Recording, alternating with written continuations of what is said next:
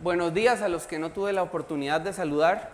Es, como siempre, un privilegio exponer la palabra de Dios en la iglesia. Y quisiera comenzar esta mañana, yo sé que la mente aún se está despertando, pero vamos a pensar un poquito, de manera matemática, ¿ok? Supongamos que ustedes tienen que elegir una de las siguientes dos opciones.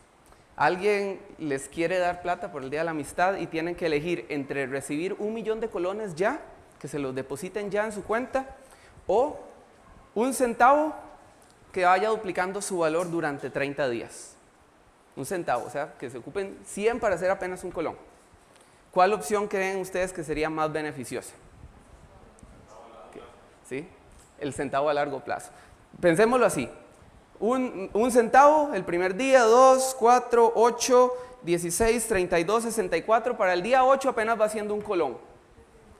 Para el día 15, les ayudo con la mate, son 163 colones. Para el día 15, la mitad del plazo. Sin embargo, siguiendo el proceso de manera ordenada, para el día 30, ¿cuánto calculan? 3 y resto, 3 millones y resto. 5.368.000. 1 centavo en el proceso correcto. Hoy no hacemos nada, vamos a ver. Ahí está, hoy no hacemos nada con 1 centavo. Su valor es muy limitado. De hecho, esta moneda que ustedes ven acá es de 1874. Posiblemente, quienes vivieron la independencia también usaron estas monedas, algunos, ¿verdad? Así que 1 centavo en valor es limitado. No hacemos nada con eso hoy. Pero en el proceso correcto es parte de un propósito mucho mayor. Y déjeme decirle algo, usted y yo, en cierto sentido, somos como este centavo. Quizás seamos limitados por nosotros mismos, pero en el proceso correcto de reproducción, ¿verdad? Somos parte de algo mucho mayor. Así que hoy vamos a ver el segundo valor de la serie de fundamentos, que es el valor de la reproducción espiritual. Y vamos a leer el versículo, ¿verdad?, sobre el cual basamos este valor. Lo conocemos muy bien, pero nunca es malo repasarlo una vez más. Dice así Mateo 28, del 18 al 20, la gran comisión. Por tanto, id y haced discípulos a todas las naciones, bautizándolos en el nombre del Padre, y del Hijo, y del Espíritu Santo, enseñándoles que guarden todas las cosas que os he mandado, y he aquí yo estoy con vosotros todos los días, hasta el fin del mundo. Amén. Muy bien, vamos a ver algunos conceptos relacionados a la reproducción espiritual. ¿Cómo lo vamos a distribuir el mensaje de hoy? En la primera parte vamos a ver conceptos o ideas alrededor de reproducción espiritual, alrededor de discipulado, y vamos a ver también la reproducción espiritual desde la perspectiva de un personaje bíblico, de Moisés. Para la segunda parte vamos a ver también la reproducción espiritual desde la perspectiva de 2 personajes más, de Pablo y del Señor Jesús. Así que vamos a iniciar mencionando algunos conceptos acá. Primero, recordamos cuál es la misión de la iglesia, ya ahora sí un poco adaptada a partir de Mateo 28. La misión de la iglesia, el lugar, es ir y hacer discípulos en todos los lugares, identificándolos con el Señor, enseñándoles a vivir todo lo que el Señor les ha mandado. A diferencia de miles de millones de personas en el mundo, usted y yo nos despertamos hoy con un propósito, y un propósito trascendente, ¿sí? Muchos ven la iglesia nada más como un servicio, como un Netflix o como un Spotify, donde llegamos, venimos, recibimos, somos servidos, ¿verdad? Digamos que la suscripción, algunos lo toman como que es la ofrenda, calmo mi conciencia y listo. Esa es una forma errónea completamente de ver la iglesia, como si fuera un servicio que adquiero para mí. La iglesia es más un lugar donde venimos precisamente a amar a Dios, amar al prójimo y servir al mundo. Nunca nadie se sintió parte de un lugar al que llegó solo a ser servido. ¿Ok?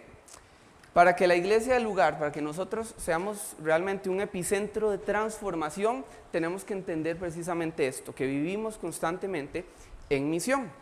¿Ok? La visión, recordamos así conceptos muy básicos. Ser una comunidad que edifica y equipa a sus miembros para la obra del ministerio, para que ellos sean adoradores y formadores ¿de qué? De reproductores. Es decir, que a quien usted y yo estemos discipulando, estemos invirtiendo tiempo, que esa persona no sea solo un receptor, sino que se convierta también en un reproductor de la palabra de Dios.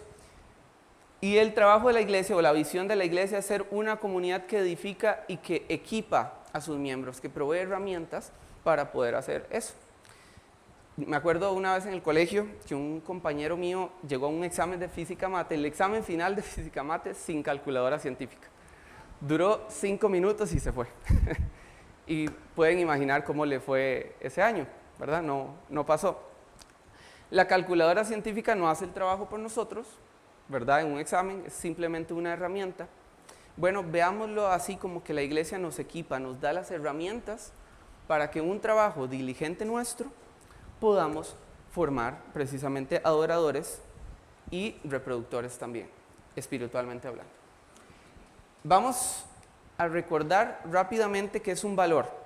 ¿Okay? Los valores son la aplicación de los principios que orientan las acciones y decisiones de la comunidad.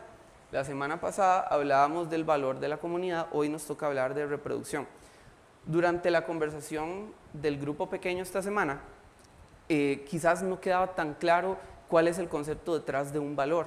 ¿Cómo es eso que es un principio aplicado, ¿verdad? Que orienta las acciones? Para dejarlo un poquito en perspectiva y totalmente en otro contexto, pero como para que sirva para entender, pensemos en una compañía externa, secular, como Apple, la empresa tecnológica. Algunos de los valores de ellos son la empatía, la innovación, la calidad. ¿Qué significa eso? Que las decisiones, que los procedimientos, que todo lo que haga va a ser precisamente orientado hacia cumplir esos valores.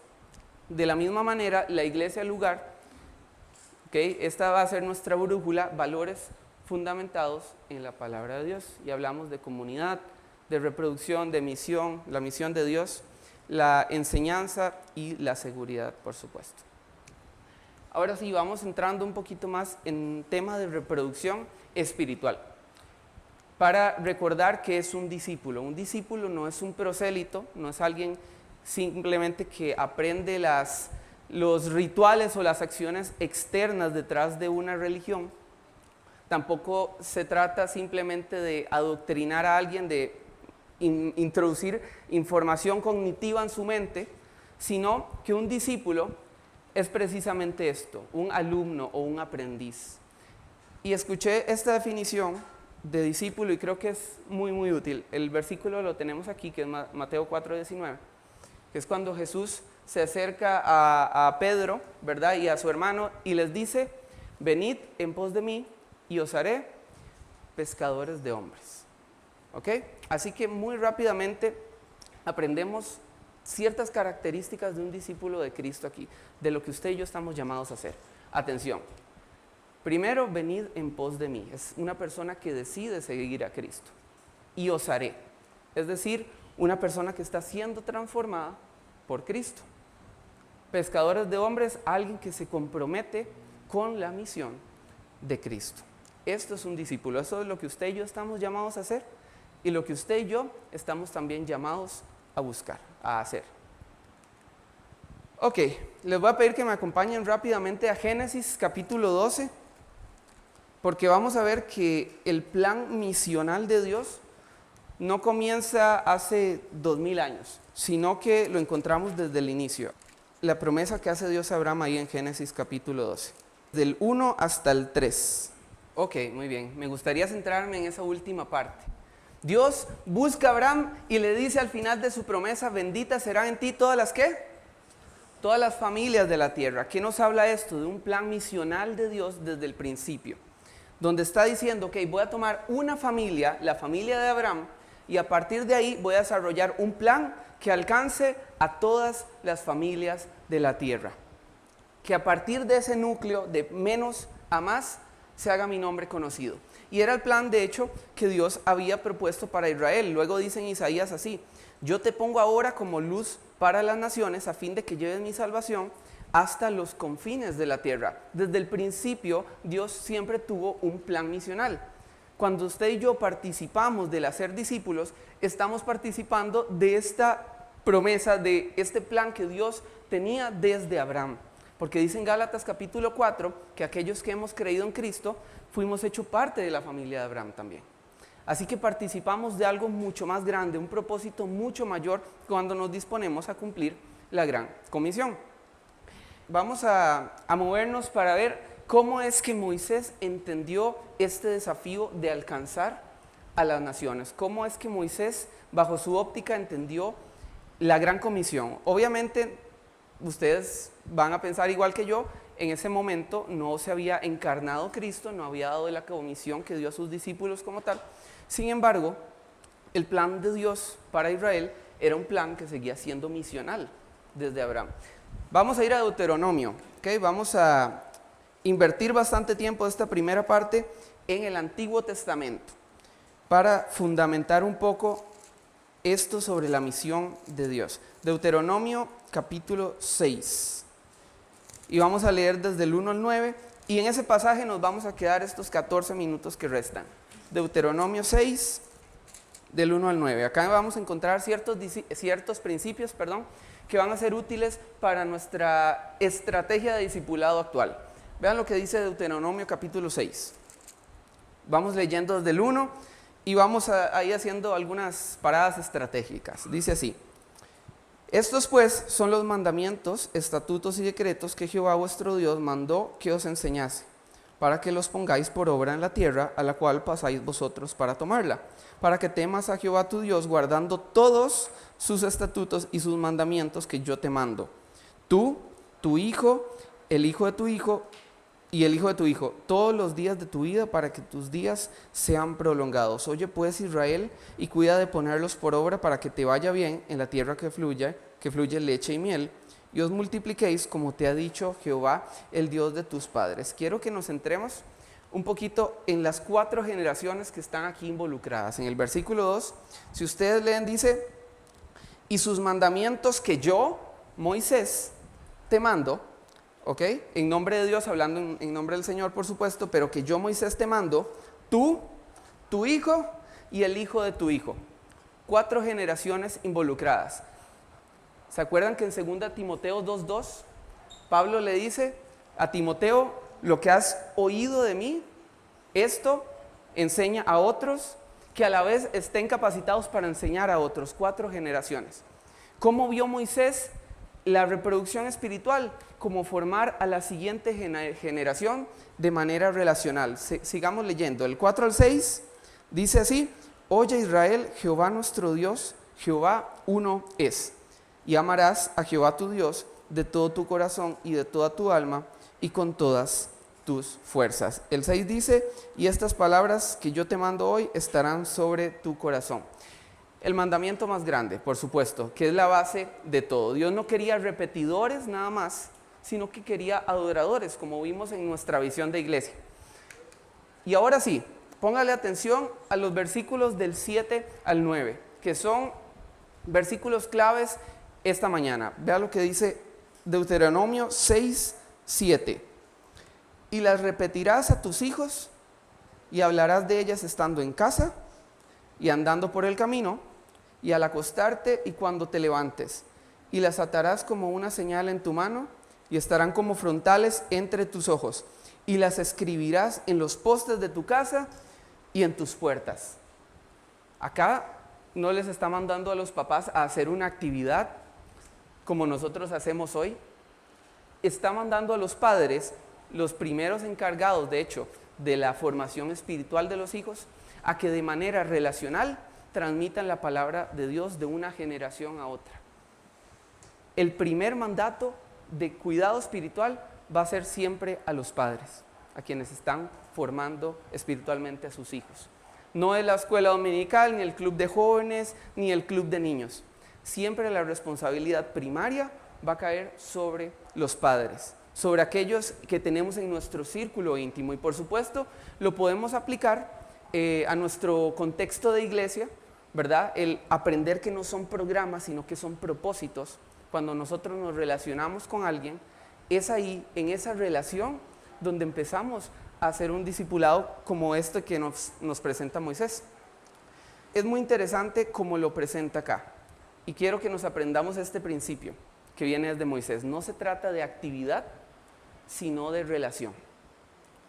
Esa es la manera que Dios ha establecido desde Deuteronomio para que usted y yo transmitamos la palabra de Dios de generación a generación. Qué diferente cuando los ministerios de la iglesia, cuando los miembros, cuando los líderes entendemos que el trabajo espiritual que hacemos no solo entretener chiquitos o no solo hacer fiestas de Navidad o hacer fiestas de X o Y, sino que se trata de alcanzar a la siguiente generación.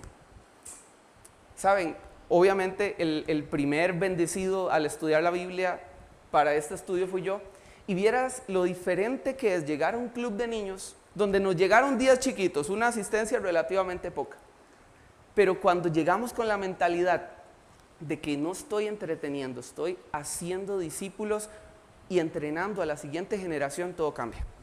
¿Okay? De hecho, ayer llegó una chica, ¿verdad? Resultado de la escuelita bíblica de vacaciones, que llegó y le dijo a otra amiga, y esa amiga no llegó sola, sino que vino con el papá. Ese es el círculo que vemos, ¿verdad?, de discipulado que también se nos presenta acá. ¿Saben qué es muy interesante? Que yo creo que Moisés no estaba diciendo esto de la boca para afuera. Porque Moisés, si bien es cierto, tenía ciento y resto de años cuando está conversando o cuando está transmitiendo estas verdades de Deuteronomio, también Moisés fue un niño. Moisés recibió dos estilos de crianza totalmente distintos. Tuvo padres hebreos creyentes. En Éxodo capítulo 2 se nos relata un poco la historia. Se nos dice que, ¿se acuerdan? Que fue puesto en una canasta y su hermana lo iba siguiendo por el río, y cuando llega la hija del faraón, la hermana bastante viva le dice, si ocupa una nodriza, alguien que lo cuide, yo conozco de alguien, y lo lleva donde la mamá real. ¿Se acuerdan? Éxodo capítulo 2. Ahí dice que en todo ese tiempo fue criado por ellos. Que de hecho en Hebreos capítulo 11, esa familia se presenta como una familia de fe, que actuó en fe. Así que Moisés tuvo una crianza de padres hebreos creyentes, de una familia humilde. Pero también, dice así en Hechos 7:22, dice, y fue enseñado Moisés en toda la sabiduría de los egipcios, y era poderoso en sus palabras y obras. Así como fue criado en la fe, también fue criado por los mejores maestros de Egipto, que le enseñaron toda su cultura, todas las mañas egipcias, ¿verdad? Moisés recibió su educación también de los mejores maestros de la época en la cultura egipcia, incluyendo el paganismo, por supuesto. Sin embargo, cuando llegó el momento, vean lo que dice Hebreos 11. Por la fe Moisés, hecho ya grande, rehusó llamarse hijo de la hija de Faraón, escogiendo antes ser maltratado con el pueblo de Dios que gozar de los deleites temporales del pecado. Y yo lo pensaba de esta manera: pudo más la enseñanza de una familia humilde, creyente, que la de los mejores maestros de Egipto. Por supuesto, porque hubo un corazón fértil, un corazón de carne en Moisés, dispuesto a obedecer, pero en gran medida también por esa labor que hicieron sus papás.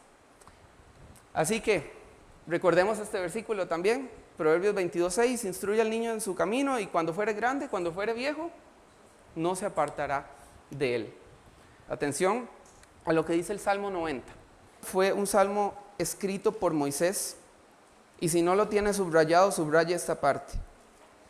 Dice así: Señor, tú nos has sido refugio de generación en generación.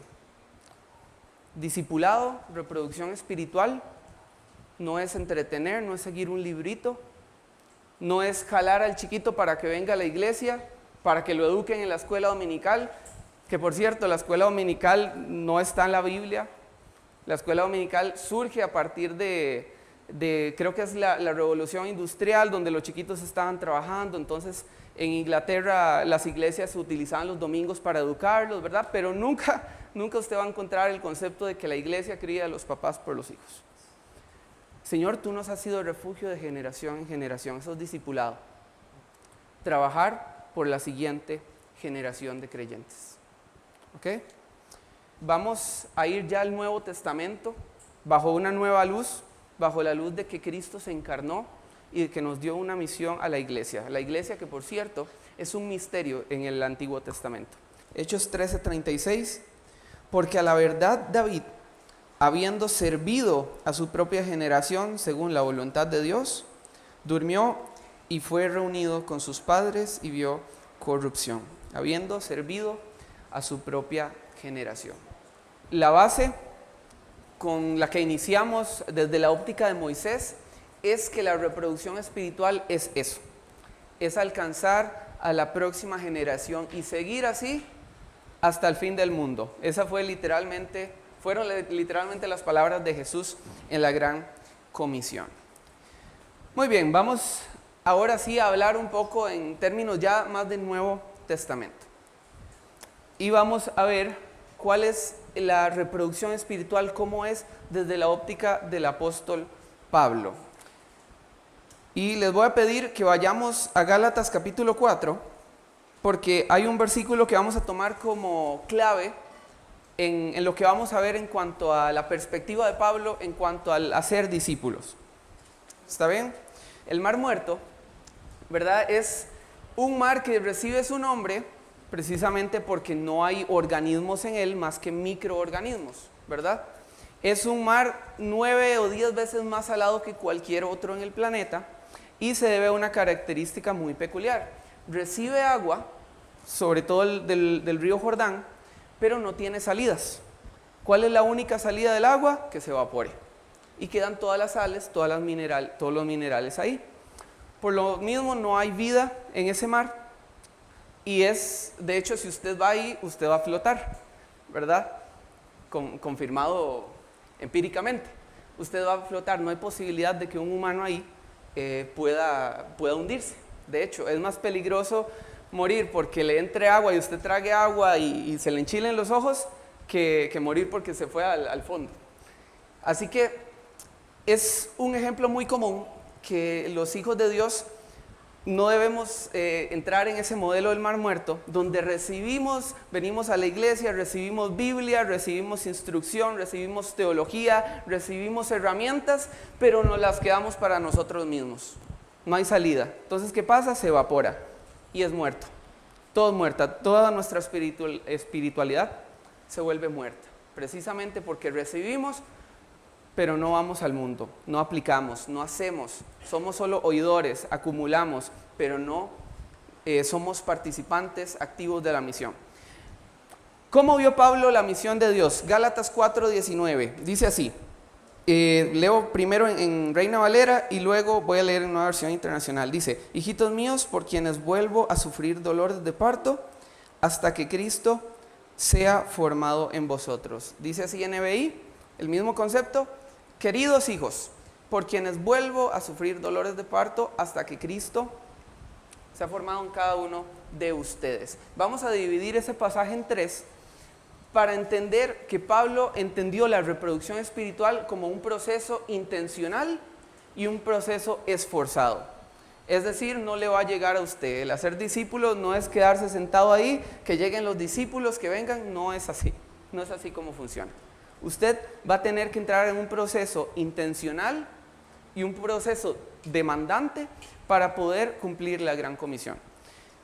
Vamos a dividir el pasaje, ya lo leímos ahí, y vamos con la primera parte. Queridos hijos, Pablo entendió la reproducción espiritual desde una perspectiva de crianza espiritual. No es esa relación simplemente del maestro y el alumno, sino que hay un vínculo más profundo en la reproducción espiritual, en el discipulado. Pablo entendió que no es un proceso frío de transmitir información, un proceso meramente cognitivo, meramente teórico, sino que es crianza espiritual, como lo veíamos en el ejemplo de Moisés en Deuteronomio. Requiere repetir, requiere modelar la palabra también, y requiere tener un sentido de amor, un sentido de cuidado, un sentido de preocupación, un sentido de guía también.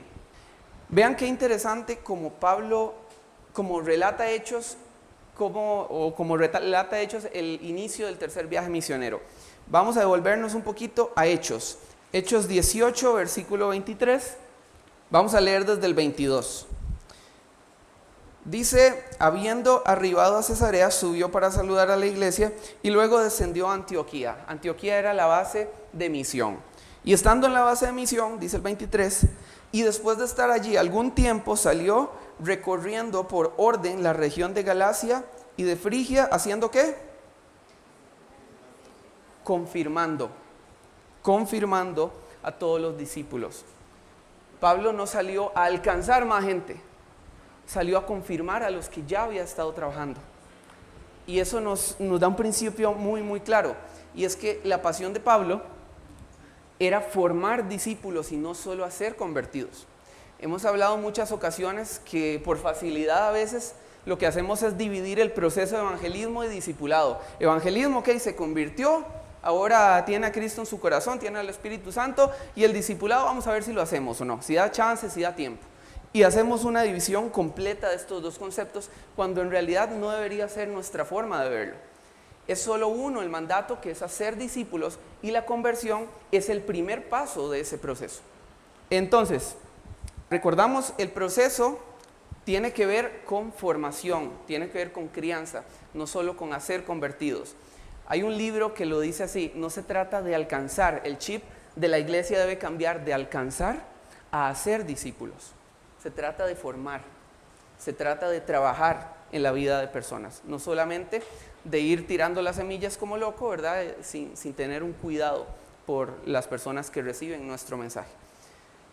Así que no es alcanzar, es hacer. Algo también muy interesante de que Pablo entendía el discipulado como un proceso de crianza es que no todos los hijos son iguales, y quizás no, por supuesto, los que son papás de más de un hijo van a entender esto muchísimo mejor que yo. No todos los hijos son iguales. Imagínense que Pablo consideraba hijos espirituales a los Gálatas, como veíamos en el versículo, Gálatas 4:19. ¿Sabe qué les dijo a esos mismos Gálatas en 3:1? Les dijo Gálatas insensatos. Y en Nueva Versión Internacional dice Gálatas torpes. Esta era la espiritualidad de algunos de los hijos de Pablo. Pero también, así como había hijos desobedientes, hijos que no, pese al tiempo y recursos dedicados, no eran obedientes a las palabras del Señor, así estaba también el otro ejemplo de Timoteo, por ejemplo. Segunda Timoteo 1:2, Pablo le dice a Timoteo que él es su hijo amado. Y por supuesto, si desde Hechos capítulo 16, que lo agarró, ¿verdad?, mientras iba en el segundo viaje misionero, Timoteo demostró ser un discípulo fiel, un hijo en la fe. ¿Qué paréntesis? La crianza espiritual de Timoteo no inicia con Pablo. Dice en Hechos 16 que cuando Pablo iba por Derbe y Listra, encontró a un discípulo llamado Timoteo de buen testimonio. Y luego las cartas nos dicen que la crianza espiritual de Timoteo inició con su mamá y con su abuela. Así que es un buen ejemplo de cómo es que se relaciona esa crianza del hogar con también la labor de la iglesia, porque luego Pablo llega y potencia, por supuesto, a Timoteo en otras habilidades. Así que hay hijos de todo tipo. Hay hijos que pueden ser más maduros, otros hijos que no lo son. E incluso cuando estamos en este proceso de ser discípulos, nos vamos a encontrar con gente en diferentes etapas espirituales. Puede ser que venga alguien a la iglesia y que esté viniendo varios domingos, incluso varios años, pero nunca ha puesto su fe en Jesús y que se ha muerto espiritualmente. ¿Se acuerdan lo que dice Efesios 2? Que aquel que no ha recibido a Cristo, que no ha aceptado al Salvador, que no ha recibido ese regalo, sigue estando muerto espiritualmente, aunque venga las 52 semanas del año a la iglesia. Puede ser que en ese proceso nos topemos muertos espirituales. Puede ser que encontremos bebés espirituales nuevos convertidos, gente que no sabe absolutamente nada del Señor y que hay que enseñarles de las historias más básicas. Puede ser que nos encontremos a niños espirituales, gente que se centra en sí mismo y que viene a la iglesia solo a recibir y que piensa que la iglesia está aquí simplemente para servirme a mí. Jóvenes espirituales, que son aquellos que están caminando en una dirección diferente, aprendiendo a amar a Dios, a amar al prójimo y dando los primeros pasos en servir al mundo. Y también padres espirituales, ya personas de una madurez mayor que guían a otros también en esos procesos. Así que hay hijos de todo tipo. Y usted y yo tenemos que entender eso, porque quizás iniciemos un proceso de discipulado, iniciemos quizás con alguien en nuestro trabajo o con alguien de acá de la iglesia, Y hay que entender eso desde ya. Todos están en diferentes etapas de madurez. No esperemos que van a ser santos en 12 o 13 pasos, ¿verdad? Como enseña el librito.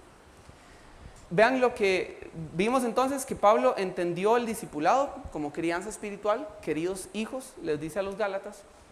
La segunda parte de Gálatas 4 también dice así: por quienes vuelvo a sufrir dolores de parto. El discipulado es un proceso demandante. Y si usted no lo cree así, vea lo que dijo el apóstol Pablo, uno de los mayores ejemplos de este concepto. Así que de buena gana gastaré todo lo que tengo y hasta yo mismo me desgastaré del todo por ustedes. Eso es un proceso demandante que va a requerir nuestros recursos y, como hemos escuchado también en la iglesia, nuestro tiempo, tesoros y talentos. Es un proceso que va a requerir tiempo. Y les digo algo, va a haber ocasiones donde invertimos mucho esfuerzo, mucho tiempo en una persona y va a hacer totalmente lo contrario, va a desobedecer. Y pasa cada rato. Y es normal porque es parte de la enseñanza, parte de ese proceso. No solo quien discipula, sino quien está en ese camino de aprendizaje. Vean lo que dice Pablo a Timoteo en 2 Timoteo 1:8. Así que no te avergüences de dar testimonio de nuestro Señor, ni tampoco de mí, que por su causa soy prisionero. Al contrario, tú también con el poder de Dios debes soportar sufrimientos por el Evangelio. Un buen ministro del Evangelio no le esconde esa verdad al que es un discípulo potencial.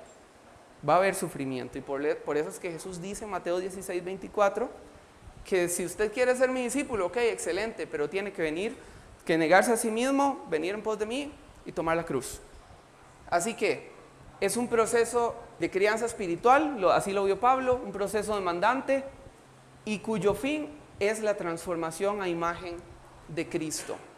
Y esto es súper importante, porque digamos, cuando yo empiezo a invertir tiempo en una persona, mi propósito no debe ser que la personalidad de esa persona cambie a la mía. Que si es introvertido y yo soy extrovertido, que entonces ahora se vuelva como yo. O que si no le gustan los deportes, que ahora que está conmigo sí le gusten los deportes. No se trata de eso.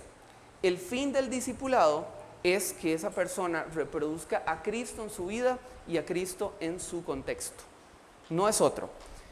Otra cosa muy importante, la meta tampoco es una posición en la iglesia. Saben, he visto cientos de conversaciones donde líderes de diferentes iglesias se conversan entre ellos. Mira, ¿cómo está fulanito qué está haciendo en la iglesia? Ah, sí, él está muy bien porque está sirviendo con los jóvenes. O está muy bien porque ya está dirigiendo en los cultos del domingo. De una vez nuestro chip, al pensar en espiritualidad, es qué está haciendo esa persona. Pocas veces he escuchado, mira, sí, está reemplazando nuevos hábitos malos por hábitos piadosos. O pocas veces he escuchado, mira, está en procesos de santificación. Muchas veces asociamos que la transformación es que puede hacer esa gente por la iglesia, cuando la transformación, la verdadera meta, es que nos transformemos, metamorfosis, a la imagen de Jesús.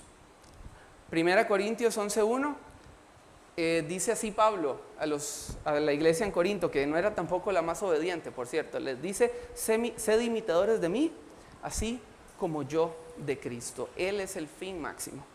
Y 2 Corintios 3:18 es ese famoso versículo que dice que nosotros nos vamos transformando de gloria en gloria a la misma imagen de Jesús, por la obra, por supuesto, del Espíritu Santo.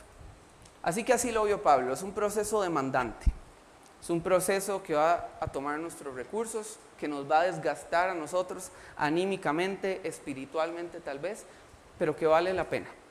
Y por último, y no por supuesto, no por menos importante, vamos a verlo desde la perspectiva de Jesús. Fue difícil y este título puede ser confuso. Estos 6 versículos que vamos a leer no significa que esa es toda la óptica de Jesús en cuanto al discipulado, por supuesto que no.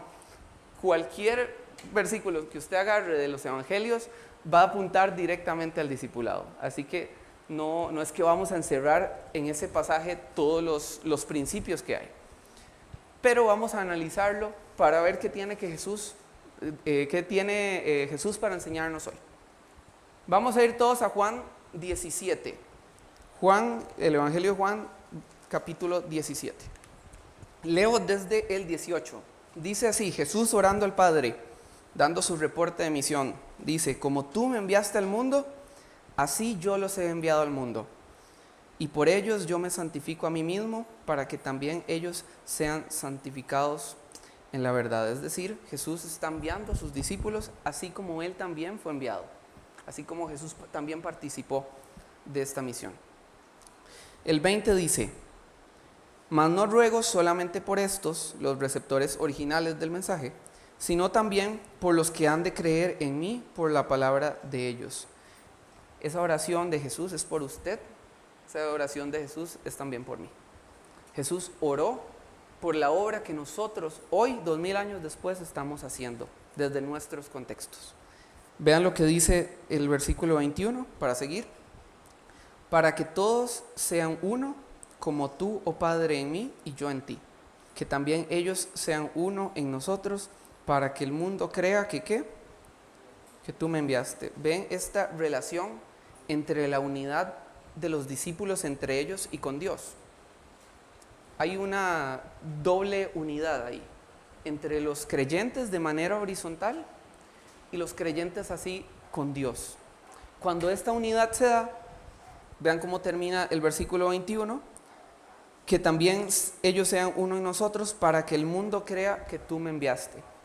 Cuando actuamos en unidad, el mundo va a tener una actitud diferente hacia el Evangelio.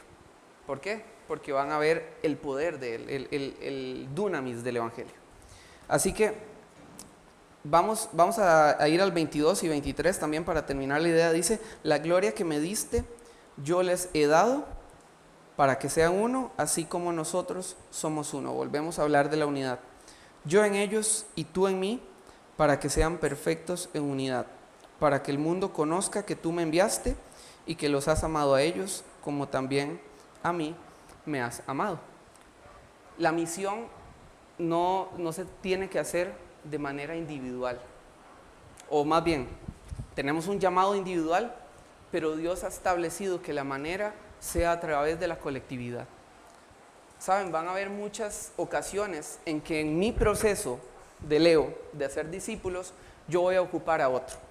Quizás, por poner solo un ejemplo, estoy sirviendo con los niños de la comunidad, pero voy a ocupar a alguien de la iglesia que discipule o que lleve el corazón, que pastoree el corazón de alguna de las mamás de los niños, por ejemplo, o de las abuelas, o de sus papás. Voy a ocupar que en mi proceso de discipulado de algún vecino, quizás voy a ocupar algún recurso de mi hermano. La misión fue hecha para hacerse en unidad, en colectividad, en comunidad, que es otro de nuestros valores. ¿Por qué? Porque la unidad, como dice el versículo, al final del versículo 21, para que el mundo crea que tú me enviaste. Bueno, lo que comentábamos, ¿verdad?